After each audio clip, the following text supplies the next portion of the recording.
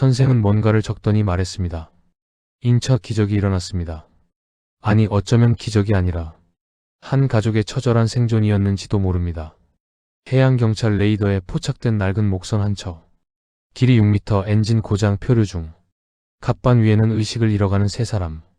여자 하나, 남자 하나, 그리고 10살 아이. 의식 있습니까? 들리세요? 여자는 떨리는 손으로 아이를 더 꽉 껴안았습니다. 제발, 제 아이만. 구조대원이 아이를 들어 올리려는 순간 여자가 그의 팔을 붙잡으며 말했습니다. 제 아이는 무대에 선 적도 없습니다. 무대? 헬기 안에서 이 말을 들은 해경정보가 직원은 순간 얼굴이 굳었습니다. 본청 연락. 탈북자로 추정됩니다. 그것도 특수신분일 가능성 높습니다. 이 여자는 누구였을까요?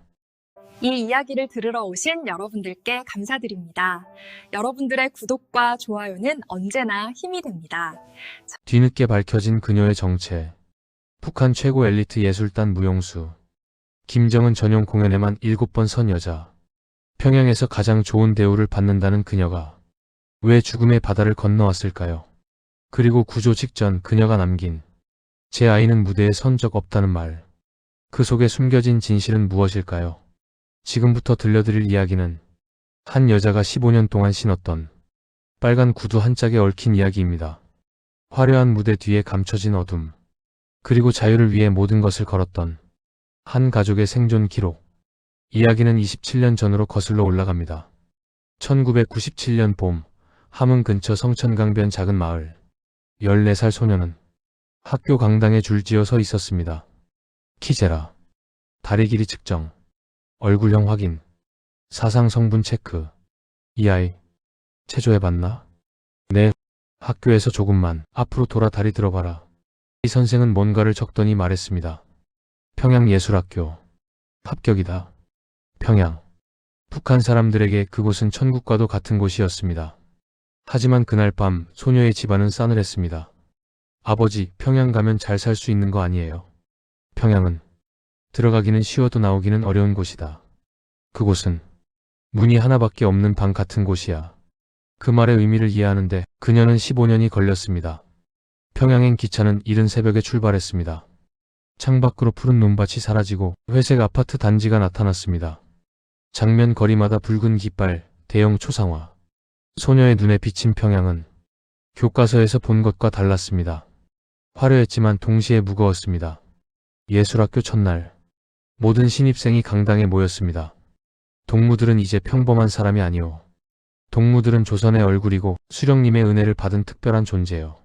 이 빨간 구두를 받는 순간 동무들의 삶은 달라지는 거요. 하지만 명심하시오. 이 구두는 무대에서만 신는 것이오. 밖에서 신고 다니다 적발되면 그 즉시 퇴교 조치될 것이오. 소녀는 구두를 받아들었을 때 묘한 무게감을 느꼈습니다. 이건 단순한 구두가 아니었습니다. 이건 평양이라는 감옥의 입장권이었습니다. 야, 너 구두 절대 밖에서 신지 마. 작년에 한 애가 밖에서 신고 다니다 걸렸어. 그 애 지금 어디 있는지 아무도 몰라. 여긴 그런 곳이야. 규칙 어기면 사라지는 곳. 그날 밤 소녀는 구두 안쪽을 들여다봤습니다. 작은 글씨가 새겨져 있었습니다. 평양제1피혁공장 1997년 생산. 5년이 흘렀습니다. 소녀는 정식 예술단원이 되어 국가행사 무대에 서기 시작했습니다.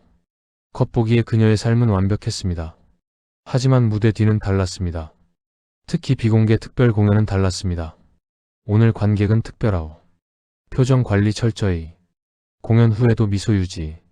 한 명이라도 실수하면 전원 책임진다. 공연이 끝나면 술자리가 이어졌습니다. 동무 춤 참 잘 추더군. 한잔하지. 술잔을 주고받는 사이 장성들의 대화가 들렸습니다. 요즘 함경도 쪽 배급이 또 끊겼다면서? 그쪽은 원래 좀 그렇지 않소? 중요한 건 평양만 잘 돌아가면 되는 거 아니겠소? 함경도, 함흥, 성천강. 그녀의 고향이었습니다. 거울 앞에 섰을 때 짙은 화장으로 덮인 자신의 얼굴이 보였습니다. 나는 뭘 하고 있는 거지? 그로부터 며칠 후 고향에서 전화가 왔습니다. 언니, 어머니가 쓰러졌어요. 겨우 허가를 받아 고향으로 향했습니다. 기차에서 내렸을 때 제일 먼저 본 것은 강가에 쪼그리고 앉은 아이들이었습니다. 그 아이들은 얼음 틈으로 손을 넣어 작은 물고기라도 잡으려 애쓰고 있었습니다. 한 아이가 그녀를 올려다봤습니다. 그 눈빛에는 아무것도 없었습니다.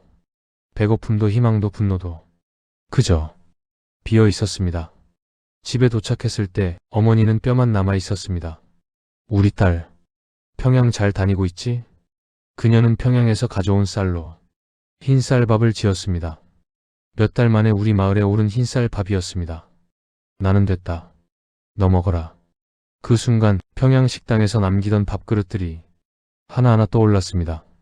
체력 관리 핑계로 더 받아먹던 식사들, 공연 후 술자리에서 버려지던 음식들. 나는 무대 위에서 웃고 있는데 우리 어머니는 굶어 죽어가고 있다. 평양으로 돌아가는 기차 안에서 그녀는 가져왔던 빨간 구두를 꺼내 들었습니다. 이 구두 한 켤레 값이면 우리 마을 10가구가 한 달은 먹을 수 있겠지.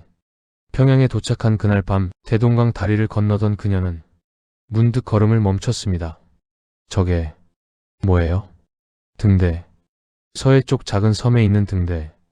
저 불빛은 누굴 위한 거예요? 길 잃은 배들을 위해서겠지. 나도 길을 잃은 건 아닐까? 시간이 흘러 2014년. 그녀는 30살이 되었고 예술단에서 중견 무용수가 되었습니다. 어느 날부터 미니는 밤마다 담요 속에서 뭔가를 보고 있었습니다. 야, 뭐 보냐? 이리 와봐. 담요 속 작은 화면에는 그녀가 평생 본 적 없는 세상이 펼쳐지고 있었습니다.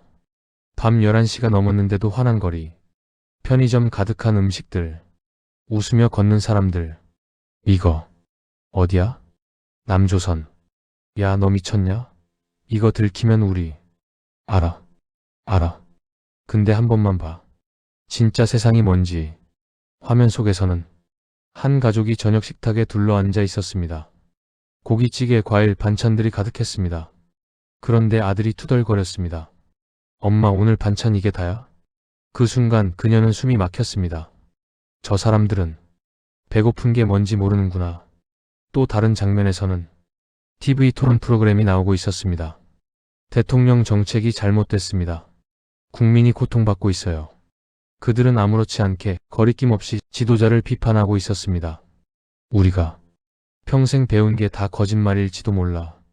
그날 밤 그녀는 잠을 이룰 수 없었습니다. 그로부터 2주 후 어느 날 아침 점호 시간. 박영희, 최순옥, 김민희 동무. 대답이 없었습니다. 김민희 동무는 개인 사정으로 고향으로 돌아갔습니다. 이상. 아무도 질문하지 않았습니다. 아무도 의심하지 않는 척했습니다. 하지만 모두가 알고 있었습니다. 고향으로 돌아갔다는 말이 무슨 의미인지. 그날 밤 그녀는 미니의 침대 밑을 더듬었습니다. 작은 MP4 플레이어가 손에 잡혔습니다. 마지막으로 재생된 영상. 북한 예술단원 1명, 중국 공연 중 탈출 시도. 현재 행방불명. 그녀는 재빨리 화면을 껐습니다. 미니. 시도했구나. 그리고 잡혔거나 죽었거나. 다음날 오후 단장실 앞을 지나가던 그녀는 문이 살짝 열린 것을 발견했습니다. 제목 감시 대상 정리 예정 인원. 김민희 처리 완료. 박순희 관찰 중. 이수진 위험 마이너스 우선 조치. 그녀의 이름 옆에는 빨간 동그라미와 별표가 그려져 있었습니다. 나도? 갑자기 복도에서 발소리가 들렸습니다. 거기 누구요? 그녀는 기숙사로 뛰어들어와 문을 닫고 등을 기댔습니다. 내가 뭘 했지? 남조선 영상을 본 것? 고향에 다녀온 것? 무대에서 표정이 굳어있던 것? 아니다. 이유는 중요하지 않아. 여기선 이유 없이도 사라질 수 있어. 여기서 더 있으면 나도 미니처럼. 그로부터 얼마 후 그녀는 결혼했고 아들을 낳았습니다. 엄마, 나도 커서 평양 나가요. 엄마처럼 춤추면 배고프지 않아요? 그 말에 그녀의 심장이 얼어붙었습니다. 아니야, 이 아이는 절대 저 무대에 세울 수 없다. 이 아이만은 자유롭게 살아야 해. 여보, 우리 여기 더 있으면 안 되겠소. 남조선 가자는 말이요? 우리만이라면 그냥 버티겠소. 근데 우리 아이까지 이 시스템에 갇혀 살게 할 순 없소. 알겠소. 죽을 수도 있지만 여기 있어도 죽는 거라면 차라리 자유를 위해 죽는 게 낫소. 탈출 준비는 6개월에 걸쳐 진행됐습니다. 돈을 모으고 브로커를 찾고 루트를 확인했습니다. 중국 넘어서 동남아 거쳐 한국 가는 거요. 위험하지만 다른 방법 없소. 떠나기 전날 밤 그녀는 마지막으로 연습실에 들어갔습니다. 사물함 안에는 15년을 함께한 빨간 구두가 있었습니다. 그녀는 한참을 망설이다가 구두 한 짝만 꺼냈습니다. 그리고 다른 한 짝은 사물함에 남겨뒀습니다. 반은 여기 두고 반은 나와 함께 내가 어디서 왔는지 잊지 않기 위해서. 2016년 3월 밤 3시 압록강. 얼음은 얇게 얼어 있었고 바람은 뼈를 파고들었습니다. 엄마, 무서워요. 쉿, 조용히. 거의 다 왔어. 거기 누구야? 세 사람은 얼음에 바짝 엎드렸습니다. 불빛이 그들의 머리 위를 천천히 후었습니다. 30초가 30분처럼 느껴졌습니다. 아무것도 없는데 착각인가? 불빛이 완전히 사라지자 그들은 다시 움직였습니다. 그리고 마침내 중국 땅을 밟았습니다. 하지만 그것은 시작에 불과했습니다. 8년이라는 시간이 흘렀습니다. 곧 한국행 수속이 시작됩니다. 조금만 기다리세요. 마침내 끝이 보이는 듯 했습니다. 죄송합니다. 서류 문제로 지연되고 있습니다. 몇 달 더 걸릴 수도. 다른 방법이 있습니다. 바닷길. 더 빠르지만 위험합니다. 시간이 더 걸리면 어떻게 되나요? 브로커. 신상이 노출될 수 있습니다. 그러면 가겠습니다. 바다로. 2024년 10월 24일. 세 사람은 낡은 목선에 올랐습니다. 그녀의 손에는 작은 천가방. 그 안에는 갈아입을 옷 한 벌, 어머니 사진 한 장, 그리고 빨간 구두 한 짝. 처음 사흘은 순조로웠습니다. 하지만 나흘째 새벽. 하늘이 검게 변했습니다. 폭풍이 왔습니다. 파도가 벽처럼 일어났습니다. 쾅, 쾅, 쾅. 엄마, 괜찮아. 엄마가 있어. 삑. 엔진이 꺼졌습니다. 엔진이 고장났습니다. 그들은 이제 그저 표류할 뿐이었습니다.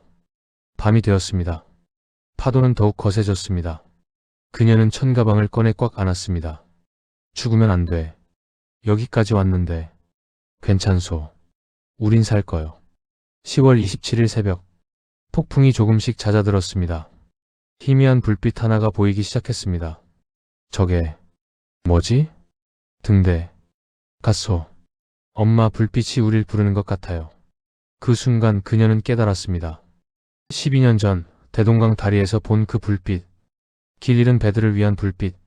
나 진짜 길을 찾은 건가? 새벽 4시 17분. 하늘에서 강렬한 빛이 쏟아졌습니다. 대한민국 해양경찰이다. 움직이지 마시오. 구조하러 갑니다. 엄마, 진짜 한국인가요? 그래. 진짜야. 우리 살았어. 괜찮으십니까? 다치신 데는 없으세요? 괜찮으십니까?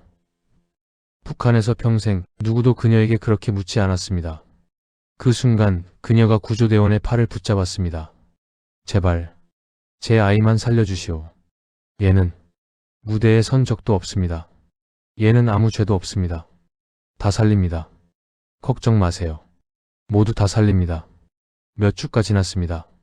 하나원 식당에서 그녀는 처음으로 한국 된장찌개를 먹었습니다. 이게 진짜 된장 맛이구나. 엄마, 이거 진짜 맛있어요.